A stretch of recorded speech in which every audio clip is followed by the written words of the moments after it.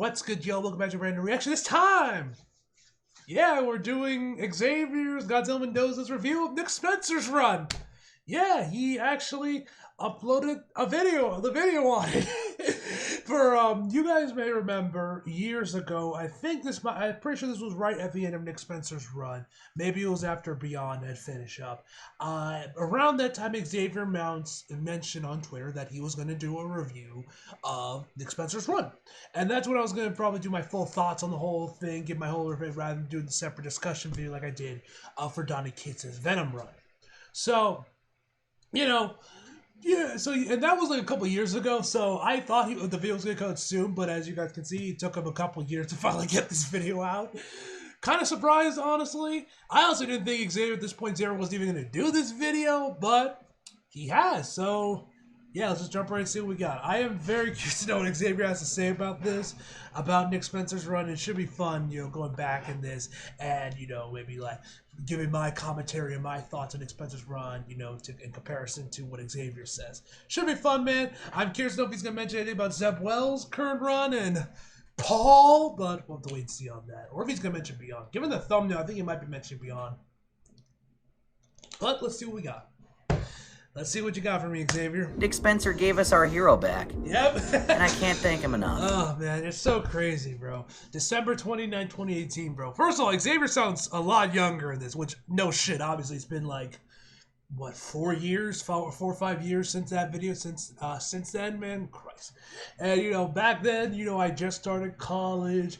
I'm pretty sure I still had the Nick Spencer's run and all the comics on hiatus, because I was like, because I started doing them like right before I went to college, and then I didn't do it for the remaining of that semester, because, college and everything, and then I got back, after that semester, I went back and started doing, got caught up on all the books, and have been doing the comic reactions consistently since then. So yeah, man, crazy times, bro. Crazy times, man. Nick Spencer's run, especially in those earlier days, man. Those early years, man. Lord, that shit was peak. Those like early months it was in. Nick Spencer gave us our hero back. Gave us our hero back. Gave us our hero back. It's essentially saying that the weird direction the book has been. Blade Runner, let's go. Right. Alright, bro. Xavier goated for this, bro. My man got taste. Something that feels true to the character. Feels like the triumphant return of someone we lost a long time ago.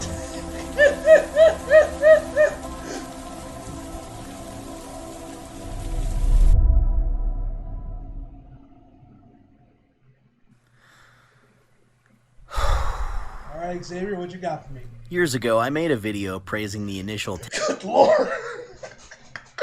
What happened to Xavier's voice, man? Like, I know he's got, like, I'm pretty sure him and me are around the same age. Like, I think we, like, both just graduated high school around this time when that video came out, man. Or, somewhere around time. We're like, bro, what happened to your voice? You sound so much more depressed now. You sounded so much more lively in those older videos, man. Now you listen to Xavier, I'm like, oh my god, what happened to your voice, bro? Just hearing it back to back to back, man. God damn. 10 issues of Nick Spencer's Amazing Spider-Man run as a new beginning for the character. I felt great optimism that a lot of the problems the ASM comic had over the last decade prior. This fucking shirt, man. Ask me about my feminist agenda. Good lord, man. Good lord. Would finally start to fade and the book could get back on track to where it was before, well, I've read every issue of Amazing Spider-Man up until this run at least once, and throughout my formative years, I felt very strongly that the book's best time was in the 70s and 80s. The stories were keeping me engaged with Peter's personal life, the plots were always building to something important, and something new was always happening to keep the book fresh.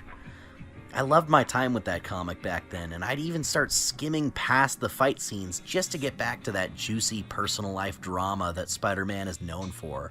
With the beginning of Nick Spencer's time as the lead writer on the book, I felt we were getting back to that golden age again, and perhaps we'd see some progression that the character has been sorely lacking in the 21st century. But as the run continued into a downward spiral of baffling decisions and visible editorial meddling, and subsequent runs after it fell victim to many of the same problems, it became clear to me that unless something drastically changes behind the scenes at Marvel Comics, the Amazing Spider-Man book can never truly be Redeemed. Ooh, okay.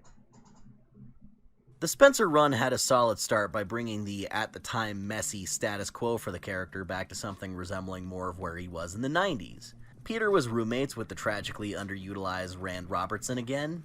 Peter and MJ were finally dating again, which gave us hope for one more day finally getting proper acknowledgement. Peter and Felicia were finally on good terms again as platonic superhero friends, and Peter was having to deal with the consequences of some of the events from Slott's run.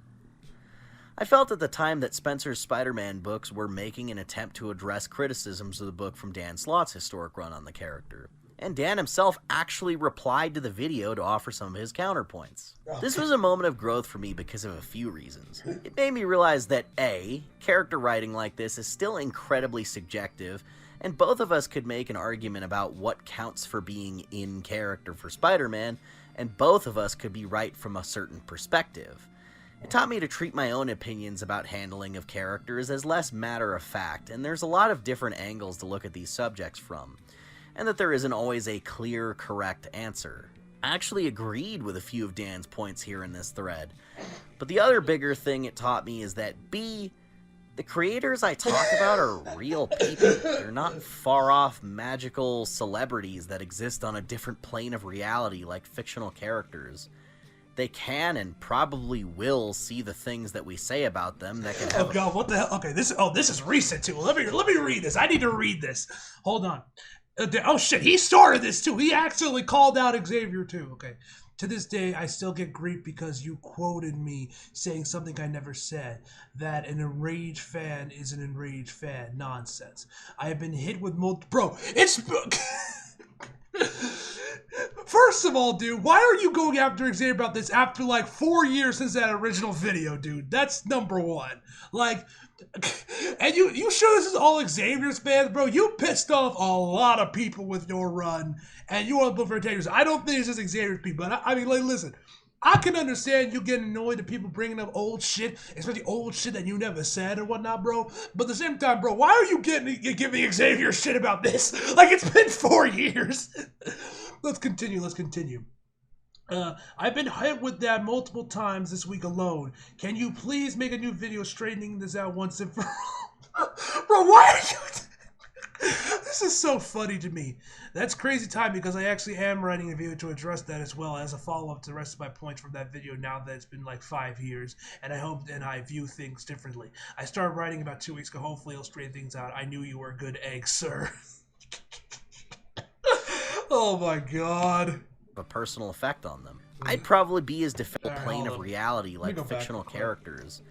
They can and probably will see the things that we say about them that can have a personal effect on them. I'd probably be as defensive as Dan Slott is on social media too if I was always getting the angry, accusatory bile and hatred he was getting from fans that were all either angry 15-year-olds like I was, or angry alt-right wackos in their 40s that can't accept social commentary is inherent to most, if not all, forms of storytelling.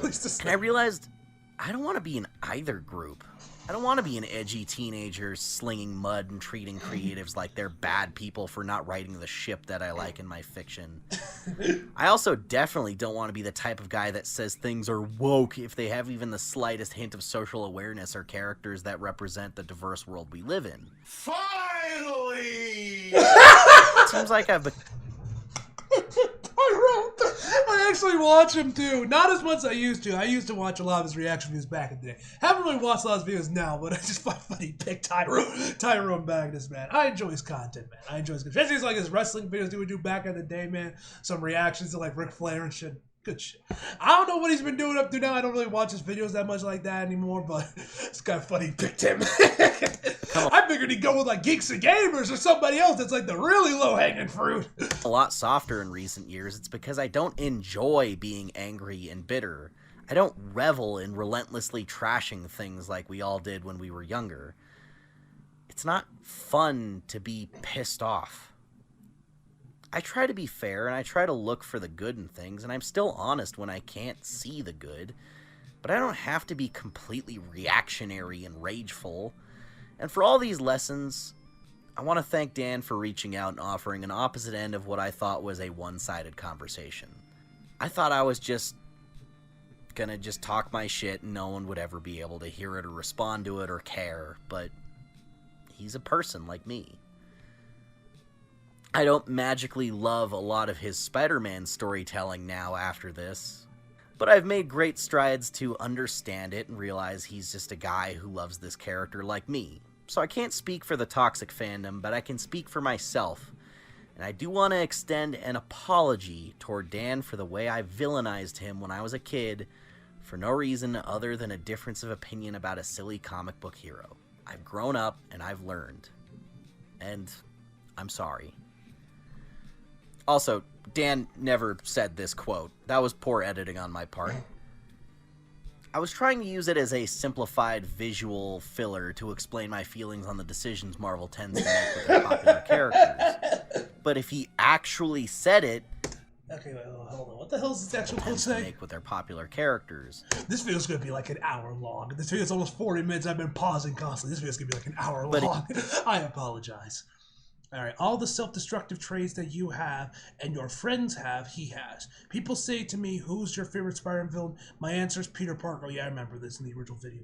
Because no one can mess up Spider-Man's life like Peter Parker can.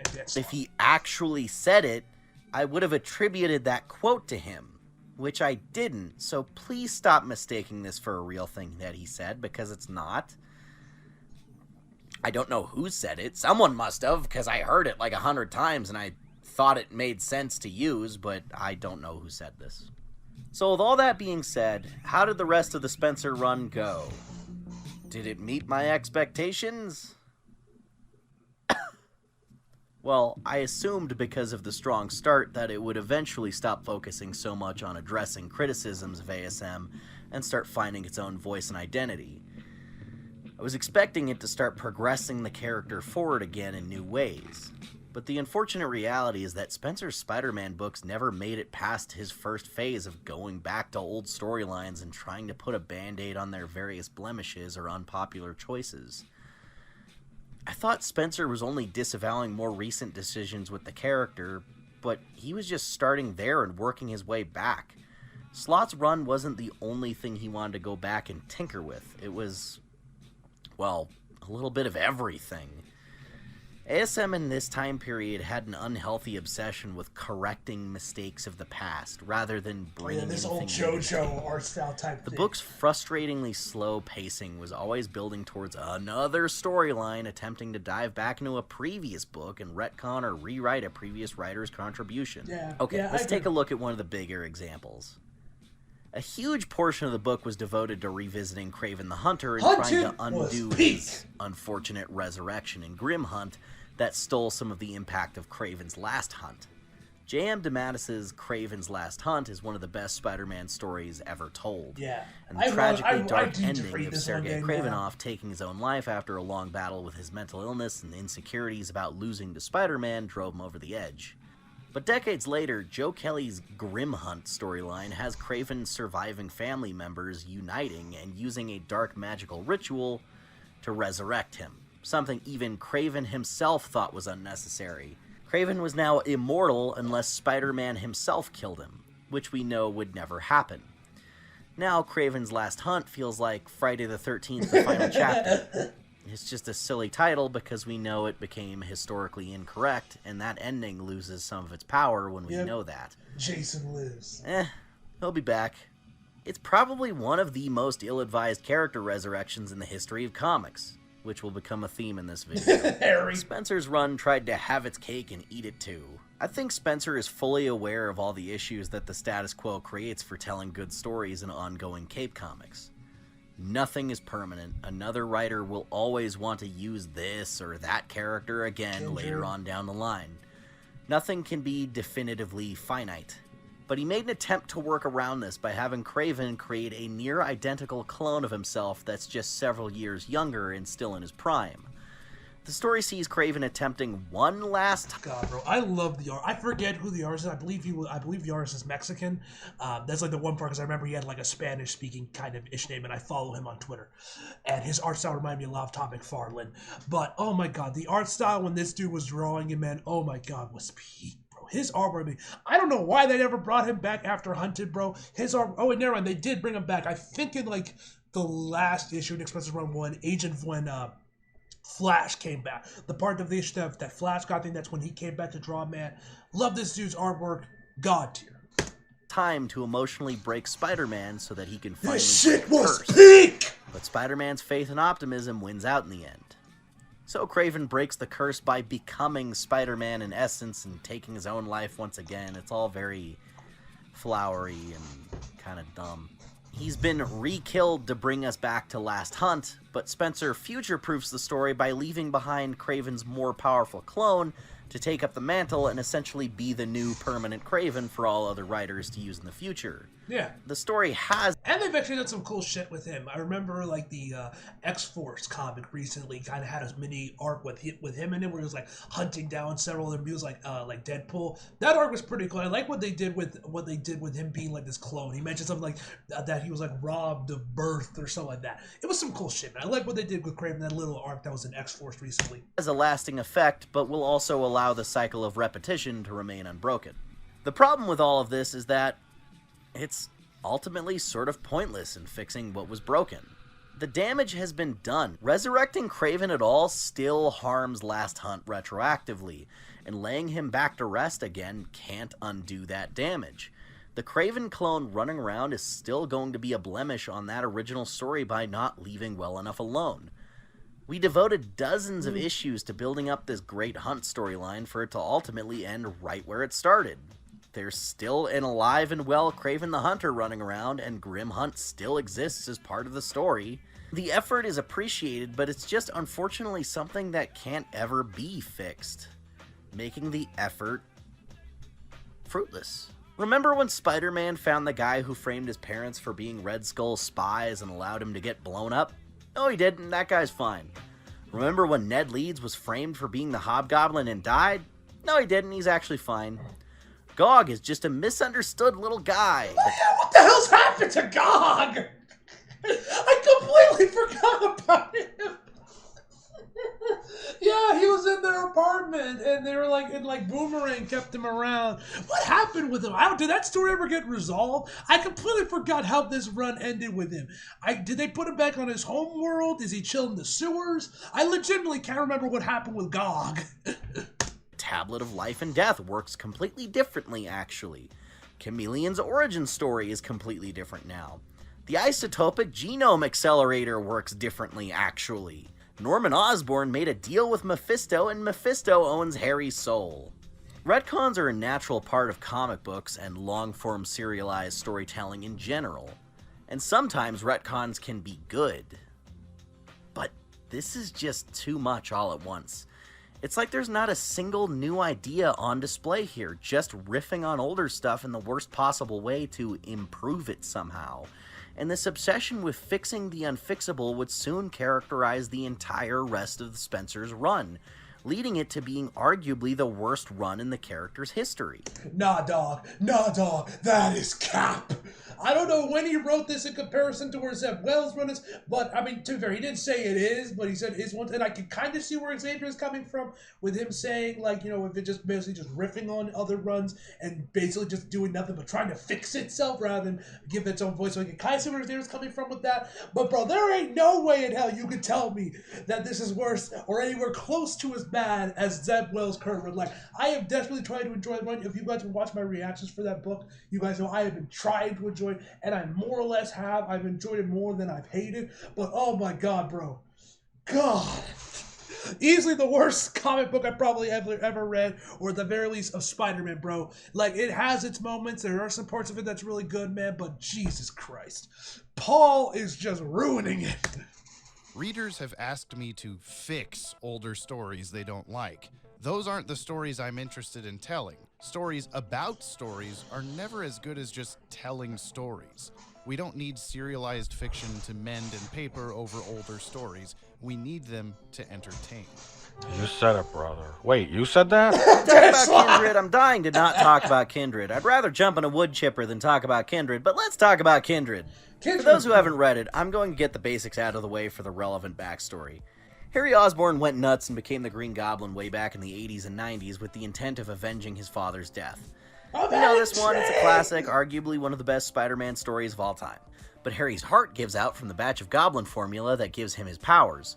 Flash forward, and habitual loser Mysterio fails to pull one over on Daredevil of all people and exits the server, rather than get taken to jail again. Then a few years later, Mysterio returns as like a weird demonic version of himself, and then they quickly forget that happened and he's just normal Mysterio again.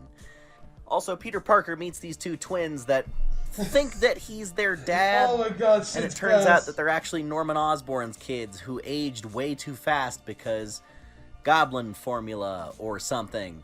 And Gwen Stacy apparently cheated on Peter Parker with Norman Osborn, which is yuck. Shortly after, Never let Joe Quesada cook. I think we can all I think we all can agree on that once he started meddling with J. Michael Straczynski's run. Never let this man cook again. Never. Like, I know Joe Quesada's done a lot of good for Marvel. He helped him get him out of bankruptcy back in the 90s and everything, bro. He helped him out. I think he also had a hand with the Ultimates universe and all that shit. But, you know, as a businessman, he's probably great. He did a lot of great things. But as a writer, goddamn, he is horrible. Never let him cook. after that, Peter goofs up big time and trusts Tony Stark. Big mistake, and that results in Civil his War. identity going public and all of his enemies going after him. Aunt May gets caught in the crossfire, and Peter makes a deal with a demon, Mephisto, to sell his marriage in order to save Aunt May's life. This results in some bizarre time travel stuff where history was permanently changed and the wedding never happened, and anytime he said the word wife, you just need to autocorrect that in your head to girlfriend, mister. That's the breaks.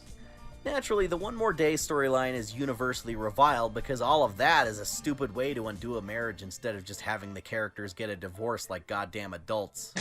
It regressed Peter's character and made him look really... I don't know what would have been worse. It certainly probably would have been a lot easier if they just had him get a divorce. I don't know if that would have been any better, though. I don't know if it would have got even more hate if they did get a divorce, if it wasn't Mephisto, man. I don't know. Leave in the comments where you've been more pissed off or less pissed off if they just got a divorce rather than doing all this Mephisto shit. Leave in the comments. I'm very curious to know what y'all think of that.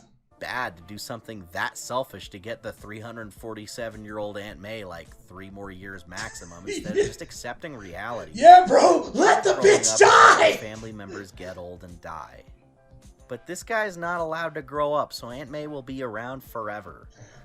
He can't be married because that makes him look too old to be the young superhero. He can't be a father because that makes him too old to be the young superhero. After all of that happens, Harry Osborn comes back because everyone with the Goblin Serum gets an extra free guy. Alright, so the stage is set. Kindred, a mysterious stranger from hell, shows up covered in giant centipedes for no reason, and he's got beef with Peter Parker over some terrible sin he committed that ruined everybody's lives. Mysterio met this guy while they were both dead and says Kindred was some damned soul that rose through the ranks of hell to become a really powerful demon. They're back on Earth now, and everything Mysterio has done over the last few years was part of some master plan that Kindred has had for... Patrick Gleason's armor was so good, man. He was such an amazing artist. I wish they would use him more on Spidey, man. Hell, just give the man his own damn book, because he wrote some of the best issues of Beyond, or Patrick Gleason, man. God, I wish we saw more. Hell, I wish he was writing Spidey right now. Probably better than this shit. ages. Meanwhile, Peter and MJ are having a hard time scheduling time to be together, and Peter reveals to us, the reader, that he has plans to propose to MJ. Reliving all these moments is really just, Seth, why? I mean, really, it's Marvel editorial. Like, Nick was gonna undo everything. We were finally going to have happiness. MJ and Peter were gonna be married, but Marvel editorial's like, nah, bro, you've cooked long enough. Fuck you. You're out. Split them again. Why can't we? What have we done to deserve this cruel fate, man? In the other book, Friendly Neighborhood Spider-Man, written by Tom Taylor... Oh, yeah, right! Aunt May has cancer, and they never brought this up in TASM! I completely forgot about this! She has cancer. This has, like, never been brought up in TASM, at least not officially, where Peter and them actually, like, talked about this, and it's basically been completely dropped now for Zeb Wells, bro. I legit completely forgot about this. Around this time, Aunt May is diagnosed with cancer. See a pattern forming? All these pieces fit together. It's making sense. But then the problems arise. Peter and MJ get back together at the beginning of this run just to basically never be in the same room together. So much so that MJ got her own book about the stuff she was doing in LA. Peter's life outside of Spider-Man is becoming such a non-entity in this run that I don't know where he works or what his social life is like or how his school stuff is going. And weirdly, sometimes even he is barely in this book because it's so focused on the villains and everyone's giant evil plans for him. A lot of time devoted to making Boomerang like a cool character that's like redeemable. Yeah, And it's just all terrible. I'm sorry, I hate it. Like, I really could not get into any of that. Peter I enjoyed Boomerang, man. I enjoyed him personally. Parker stops being a character in this run and just starts being, like, there. He's so reactionary. He just waits for something to happen and then reacts. But his character is so flat now. Kindred pops by to drop vague hints about his motivation every few issues across dozens and dozens of issues, and reading this in real time was massively frustrating because the answer is becoming more and more obvious, but we're still stalling for time. How many speeches do we have to read through before... This page is iconic, man. And oh my god, Humberto Ramos, man, that man knew how to draw MJ, man. Lord. But y'all remember, for OG subscribers, y'all know I was convinced that this was Gwen Stacy's clone from Clone Conspiracy. I was convinced that it was her, and then we're gonna go and probably revisit the death of Gwen and do all this cool shit with it. But then I ended up being completely wrong. You could see the look in I don't want to say disappointment. I don't know to say I was disappointed, but just me being like, oh, I was wrong. The realization where I was that I wasn't actually Gwen, man. I'm pretty sure you could see in my face in that issue when it was revealed. Or you finally say something actually relevant.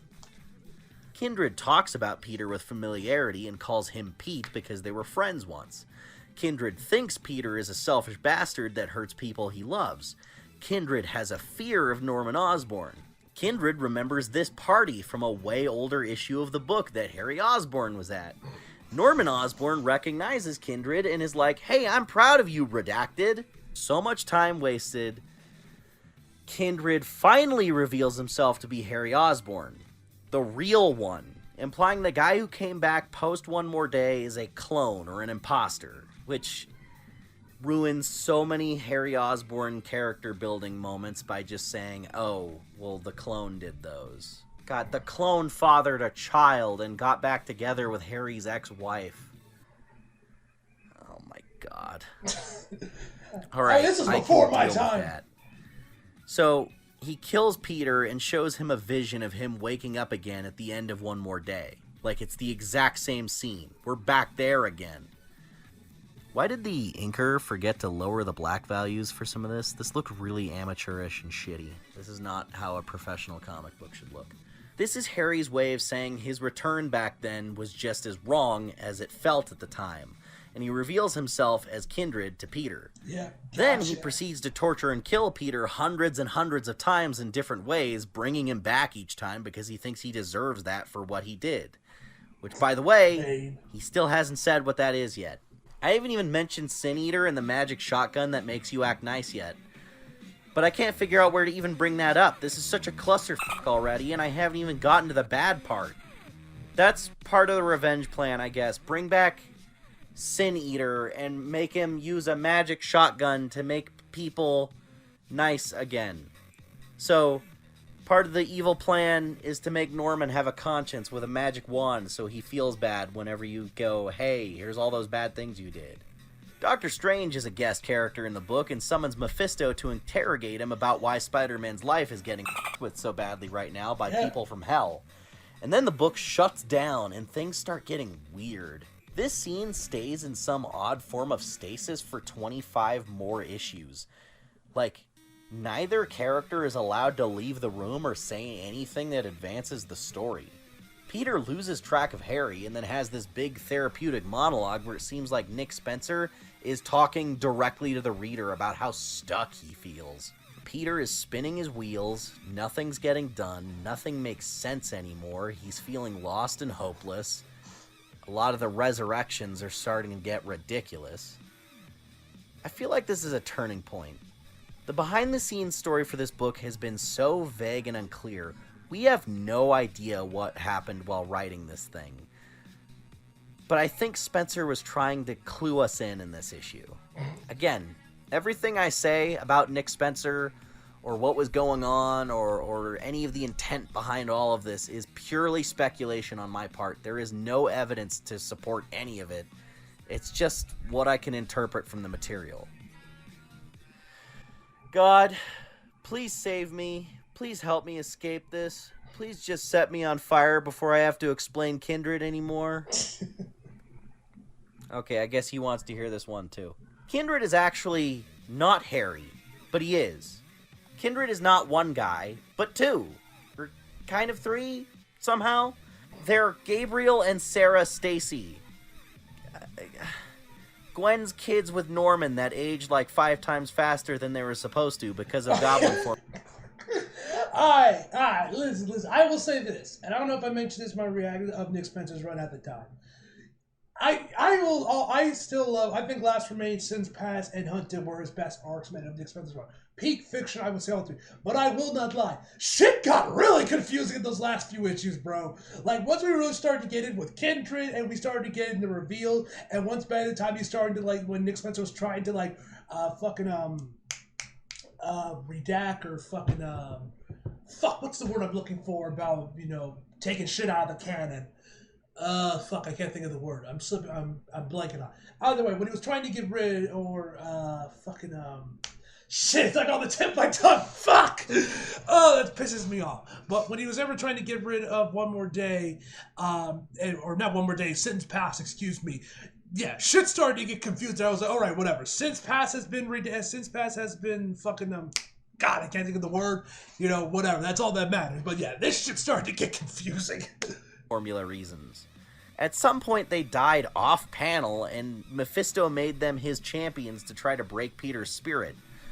Also, they're not Gwen's kids because Mysterio implanted fake memories in Mary Jane and Norman Osborn via hypnosis at the behest of an AI with... This is something like Metal Gear Solid 4, Ocelot using hypnosis to make him think he's liquid from his arm type shit, bro. Like, this is just unnecessarily complicated and confusing.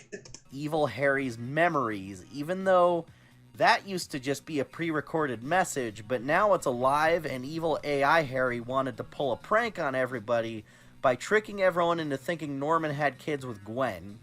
Even though telling everyone about the prank at this point just ruins it because it's a giant sigh of relief to find out it was fake and Gabe and Sarah are just more clones. When did Mysterio meet Kindred in hell? Gabe and Sarah died years after Mysterio was already brought back from the dead by Kindred. So it can't be them. Why is Harry a clone too? When and why did that even happen? The story doesn't even say. Why does Kindred remember the shit from before Gabe and Sarah were born? What about the note in Gwen's handwriting confirming that they were born? Was that a forgery? Did evil AI Harry scan her handwriting and then print a secret message that looks exactly the same?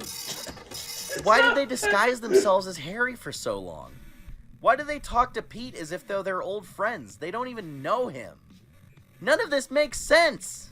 My friend Dan Gvozden is practically a Spider-Man historian by this point, and he created a thread on Twitter trying to make sense of the retcons at play here. Retcons, thank you. Oh, thank you. That's what I was looking for. Retconning since past. I was like, all right, whatever. That's what matters. Whatever. Read it if you want, but all it's going to do is drive you insane because there's no real answers to any of this. Okay, so we're doing this again. We're doing this again. This is twice now. This is twice. Whose skeletons are these? Clone Harry, Demon Harry, and AI Computer Harry, and Skeleton Harry are 4 separate characters doing completely different things simultaneously. One of them being dead. And one of them gets turned into Gabe and Sarah at the last minute. And then Mephisto is like, Mayday Parker would beat me up if she's canon, and I can see the future, so that's why I did One More Day. So you're probably wondering, with how weird and wobbly all this got, does Kindred actually tell us what Peter's big sin was? The thing that he or they were so mad at him for? The thing that makes Kindred think Peter deserves to die 1,000 deaths? Nope. He won't say it. He can't say it.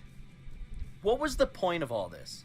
Spending 3 straight years being led in circles just to undo sins past? I don't buy it.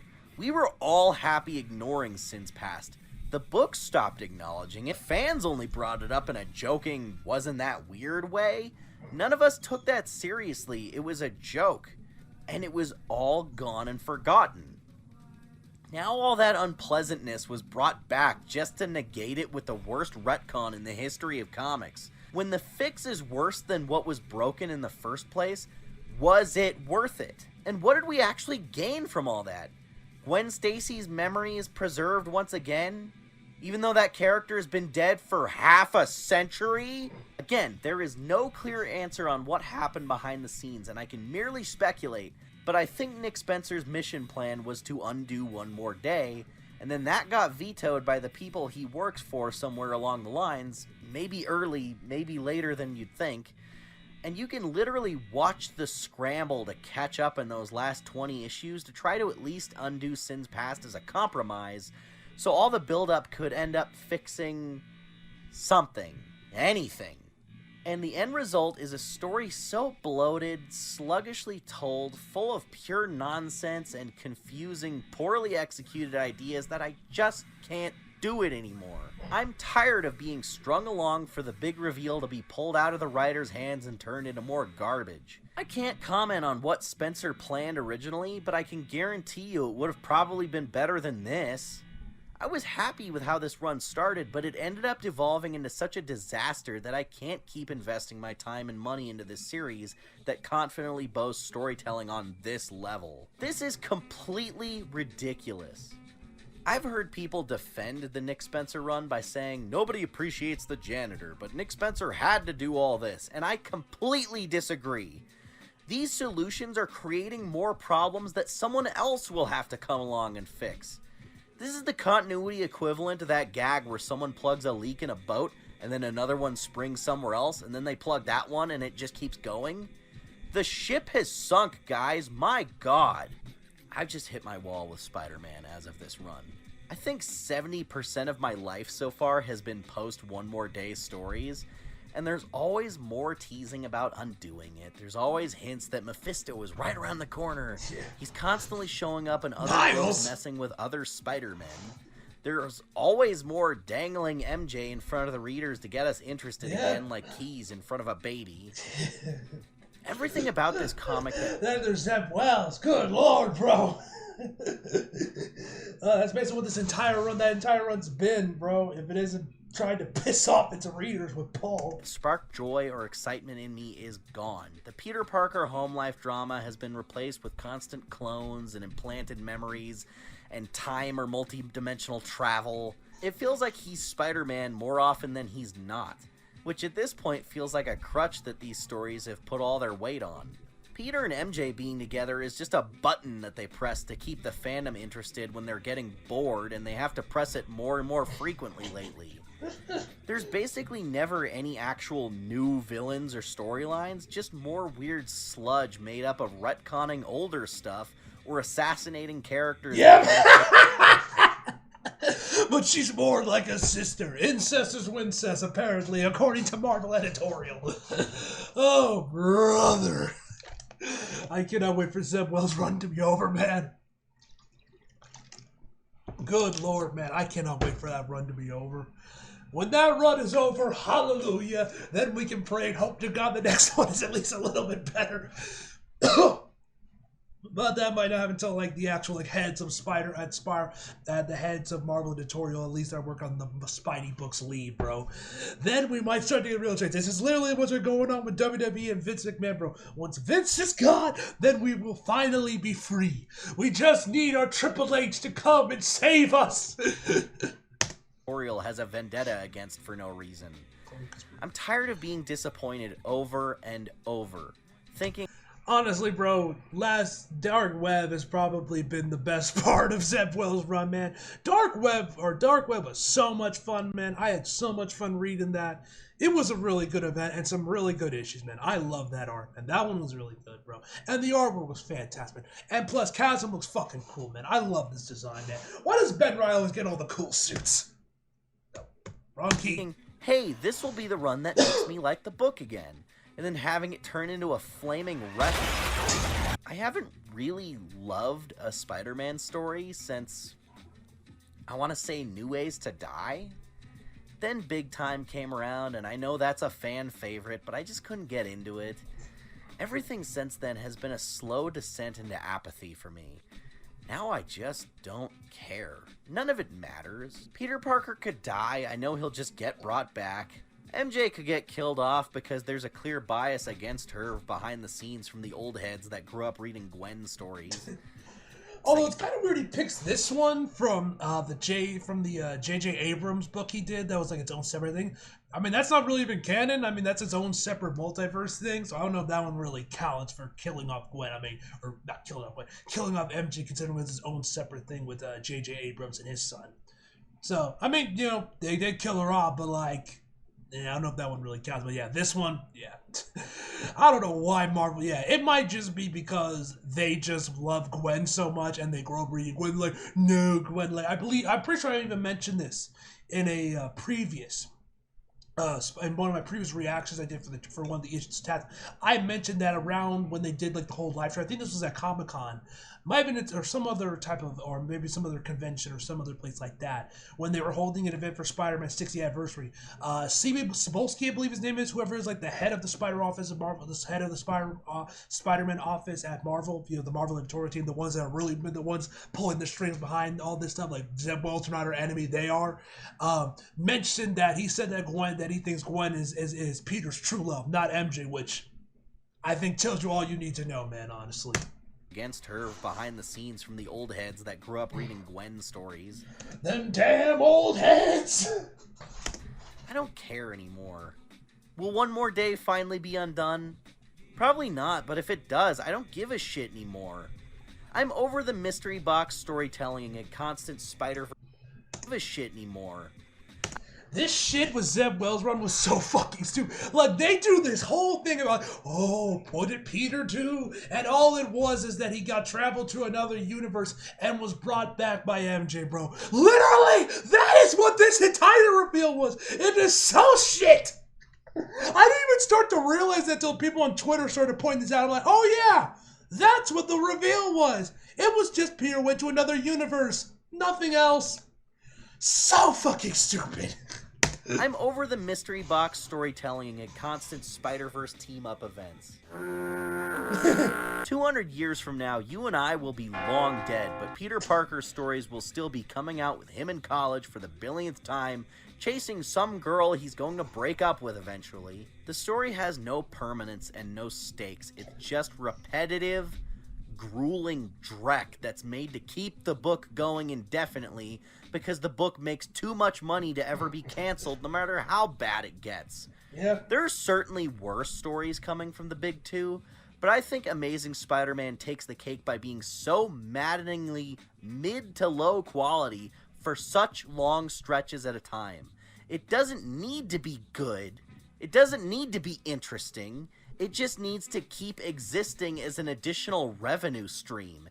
It's The Simpsons of comic books. Again, I owe a huge apology to Dan Slott because his run had a lot of the problems listed, but at least something new was always happening. Peter gets a new job or a new suit or fights a new villain or gets his happening. Peter gets a new job or a new... I still stand by that. I thought Parker Industries was cool. Like, I haven't actually read this run where he has Parker Industries and everything. I think I read like the first issue when I had like a free trial to Comixology Unlimited. But I always thought him having Parker Industries and him finally growing and, you know, becoming sort of like a Tony Stark type character, having his own like company and everything, or with Horizon Labs with Big Time, man, was such cool. I wish they kept this around, man, honestly. Like, this is where Peter should be currently, bro. He should be either having Parker Industries or working at like Horizon Labs. He should be doing something with his love of science, man. Like, that's what they should be doing, man. But I always thought Parker Industries was cool, man. And I wish it kind of stuck around. new suit, or fights a new villain, or gets his brain swapped with Doc Ock, or gets a forgettable sidekick, or everyone in New York gets spider powers, or he becomes a billionaire. I mean, the status quo always snapped back on itself eventually, but at least we were deviating a little bit. I didn't always like what was going on, but he was coming up with things for the characters to actually do. I was at least interested to see what was happening next. Honestly, I dig Silk's original costume. It looks pretty cool, man. I dig her original look. It wasn't 74 straight issues of backtracking other stories or having the characters twiddling their thumbs waiting for something to happen. I was wrong about so much. Nick Spencer's Spider-Man run didn't bring Spider-Man back. It just made me realize why I'm so tired of Cape Comics in general by pushing so hard for something big and important just so the superiors could probably trash all of it.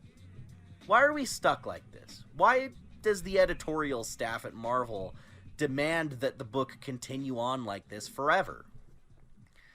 Clashing generational ideologies. My childhood Peter Parker was married. Where's my wife, you symbiote freak? Their childhood Peter Parker was in his early 20s just trying to figure out his way in the world. But they're the ones in charge, not me.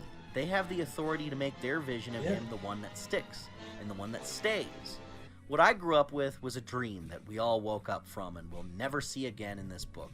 At least not until I'm in my 60s and someone my age is in charge at Marvel and the current guys have all had their time. No Goblin Serum 1-up for them. But then eventually someone younger who loves Emma Stone will come in and demand for Mary Jane to go back into oblivion again. Whoever the writer is at the time will get blamed for it, just like always. It's taken me 2 years to write this video, and 4 or 5 completely different drafts. Some very angry and from a place of... Well, that explains why this video took so long. Alright, let's read these. Hold on. But I'm sure someone else will come along in a year or two to dazzle us with a sales pitch that will make me cautiously start buying the books. And so I have a feeling Xavier has not been reading Zeb Wells' run like at all, or at the very least, you know, he isn't like really paying attention like that. He is not truly suffering like the rest of us because he knows when to give, because he knows when to get it's time to give up. Anyway, he's not in too deep enough to get out, man. Well, I'm in too deep, man. I can't get out. I'm in too deep. Anyway, okay, buying the books again like an idiot. So I'll just keep reading and hoping some changes that will never come. After all, what else is there of my life? But there will always be but they were all inevitably to build inadvertently building to something more depressing and cynical than I could put into words. I'm heartbroken that something I've loved so much for so long has finally become clear to me, and it's not what I thought it was at all. I grew up a little today as I wrote this. Alan Moore was right. Garth Ennis was right, and I hate the boys. What's with this? I have heard a lot of people saying that the comic is like nowhere near, like the show is way better than the original comic. I don't know. I haven't read the comic, but I've been loving the show. Anyway, and I hate the boys. The comic, okay, yeah. The show is fine. Have hurt. Some versions even more bitter and cynical than I'm probably coming across now.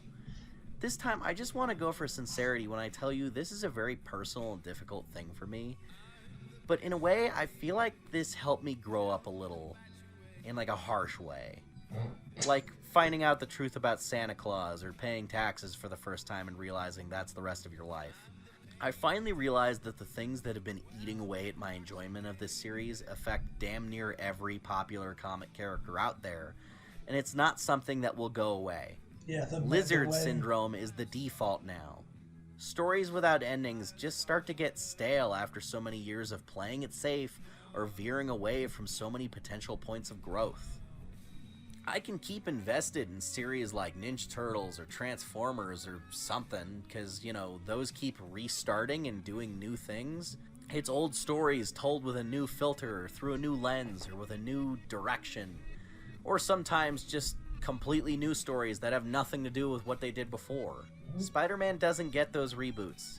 It is just doing what it's always been doing. But, like, not really interesting anymore. This isn't Dan's fault, or Nick Spencer's, or even Zeb Wells. They're merely a single component, a cog or an egg yolk perhaps, in a giant Rube Goldberg machine that was designed to kick me in the balls. You're not gonna kick me in the nads, are you? No, I'm not, Beavis. Those days are over. Oh, good. That's a relief. That is the best news I've heard all day. What's that thing? I didn't build this machine. Other men did decades ago. I suspect even the writers at Marvel are aware of how this works. When someone asked Chip Zdarsky if he'd ever helm ASM after writing some of the best Spidey stories in the last decade for sister books, he basically said, why would I ever want to do that? And, you know, I've said it before that I don't really have an interest to write that because of the kind of the weird expectations and kind of everything that kind of surrounds it. And people think that's weird because I go off and do Batman, but I understand the audience of Batman better than I do the audience of Spider-Man. And he knows he isn't gonna have Marvel editorial breathing down his neck every time, be like, you do what with MJ? No, fuck that bitch. Leave her in the background, bro. You want to put them back together? How dare you? How dare you? That's probably what happened if Chip Zdarsky was Ryan Tasman. You would not get the quality of his Daredevil books if he was Ryan Tasman. I will tell you, because the higher up in editorial, like Chips, like fucking CB Cebulski or whoever the fuck in the Spider office would be too busy breathing down his fucking neck to let the man cook, to let him cook in peace. Hey, let's read this. You and many others are misinterpreting what I'm saying here. Since the decision was made by editorial to have the marriage undone, there is no story that any writer could tell with the married Spider-Man and core continuity that would see print. For what happened to Dan, Nick, and now Zeb, it seems clear that writing that book is a huge honor, right up until you become the internet's collective punching bag for all the things you can't do. All the things they want, but you can't give them.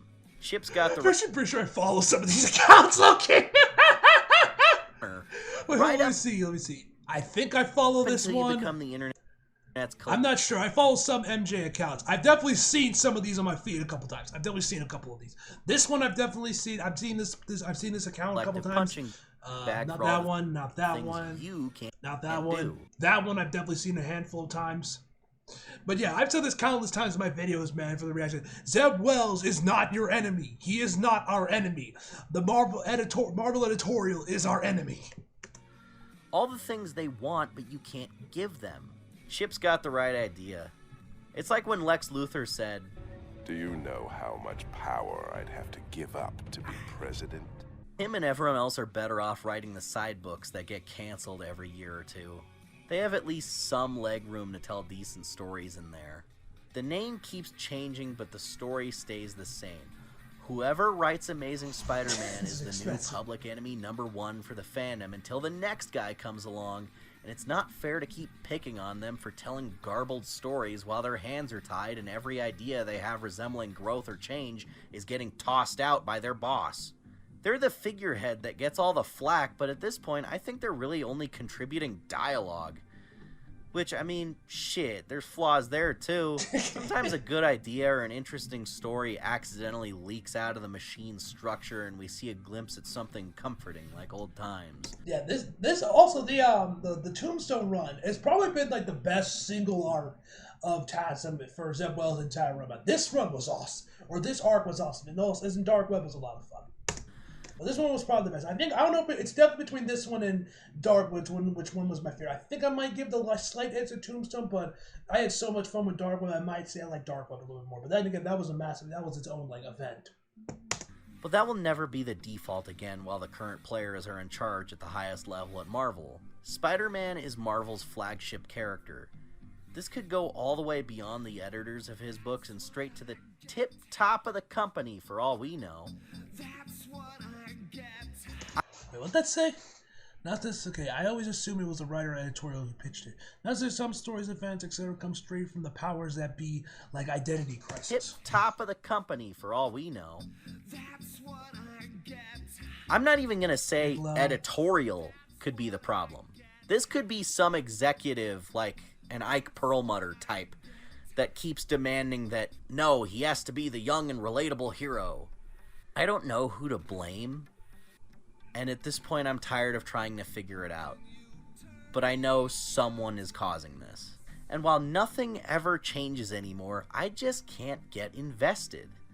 All through the books I read in high school, the book was changing and growing. Peter's character was growing up alongside me. I knew his struggles because they were happening to me at the same time. It's part of what makes so many of us initially love the character. We get what he's going through. But now I feel alienated from that entire relatability aspect of the character. Sure, I love many characters that I don't find relatable at all, but it's sad that Peter Parker and I have drifted apart in that way. That element is completely gone for me. I'm married. I have a job. My wife and I want to have kids soon. I'm going to keep getting older and facing the challenges that come with that. While I do that, Peter Parker is going to be doing the same things he was doing 40 years ago. I'm outgrowing him. Maybe someday I'll look back and enjoy his stories again from the perspective of, I remember what that was like for me at that age, but right now I'm just not interested in that grind. The repetition is killing me, and the thought of picking up another issue of this makes me anxious. I can't do it anymore. I don't even want to pirate this book. I feel like reading it all is somehow still supporting it. So I have to just leave this book behind for now. I've fallen out of love with it. Marvel has truly broken Xavier, man. God damn. He has truly been broken. And I don't know when I'll find the passion for it again. My relationship with this comic, much like with the rest of the fandom, has become toxic. The stories for the foreseeable future will still be full of stuff that bores me or makes me angry, and I'll see everyone around me blaming the poor guy that's writing the book at the time and missing the entire point of why it's a problem. You and many others are misinterpreting what I said here. But they always come back for more. But I can't live like that. I don't hate watch movies I know will suck and I'll have a miserable time with. I don't seek out disappointment. And that's all there is in here at this point. So I have to say enough is enough. People will say, don't like it, don't read it. And they couldn't be more right. I haven't read an issue of Amazing Spider-Man in 2 years now. And in a way, it feels freeing. But it also felt very sad. Something that at one point in my life brought me so much joy is now something I feel a bitterness and depression towards. Something I really resent. Maybe one day we'll be on better terms again. I'll still enjoy the adaptations of his older stories coming out in animation, games, and movies. But the comic itself, I have to do what Peter Parker can't anymore. Move on. Yep. Yep. So anyway, everyone just go read Uncanny Spider-Man, because Nightcrawler is Spider-Man, and that's a cool idea. I like Nightcrawler. Hey, also, I always get mad at YouTube for not putting my videos in the subscription box because people will comment, finally, Xavier uploads again after all these years, not knowing 3 other videos came out within the last month already. So maybe that stupid bell icon thing will help you remember I exist. If you want other ways to support the channel, you can always go hit up that Patreon for early videos and exclusive stuff because it's just $1. I'm not kidding, it's only $1. Isn't that cool? If everyone who watched this video donated $1 a month, I'd be able to afford a house for myself, so that would be really cool. You can also check out our merch on TeePublic, or just buy some of my random stuff on eBay. I have a pretty substantial collection of old toys that are still in the box in perfect condition, so go take a look in case you find something you like. And lastly, since this is a YouTube video and you probably play Fortnite, drop my creator code XavierGM next time you buy a silly dance or cool character skin. Really helps me out. See you next time. Alright. This video is probably an hour long, and I do apologize for all the pausing, but hey, I had a lot to say, man. I did want to give my opinions, my overall opinions about Nick Spencer's run, while I was watching this. But yeah, Xavier is right, man, and I completely understand where he's coming from, how he feels. And hell, I even commend the man. The man is able to give up, move on, and stop reading this shit. I unfortunately, do not have that. I am in too deep to let go, bro. This is me with WWE back in, 2020, 2019, not 2019, 2020, 2021, until Triple H came in there where I'm like, I'm not really enjoying this like I used to, but I'm in too deep. I can't stop now. That is me with Taz, bro. Nick Spencer's run. That was me watching WWE from 2010 to about 2018, really 2014 when I was like really loving WWE. Hell, 2016 SmackDown era, bro, that shit was peak as well, man. I was loving, always hyped up, you know, Nick Spencer's run. And then after that, it's just been... Like, there are moments I like the book, and, you know, I know that is not entirely Zeb Wells' fault, you know, what's going on, but, bro, it's so frustrating to read this. And I'm still hoping that maybe next time, the next run, maybe then we'll get better. But not until, like, the higher-ups are gone, I don't think we will ever be free. They are Marvel's boogeyman. They are Marvel's Vince McMahon, man. Anyway, so yeah, great video from Xavier, man. Loved it as always, man. And yeah, those are my thoughts along with Xavier's on Nick Spencer's run. I still love his run, man. And I will always have a special, now always have a run, especially Blade Mark, because that was the first comic run I read and all the memories I have making the videos and everything, man. But yeah, I don't know if we'll ever get back to those days anytime soon. But at least, you know, Daredevil's been amazing. Daredevil's been peak. Venom is aight. Miles has been killing, man. Miles' book has been really good. But yeah. Anyway, guys, I hope you guys enjoyed the video. Leave a like if you did. Subscribe if you're new. Follow me on my socials if you feel like it. Links down in the box below. And as always, come back for more. See you guys next time.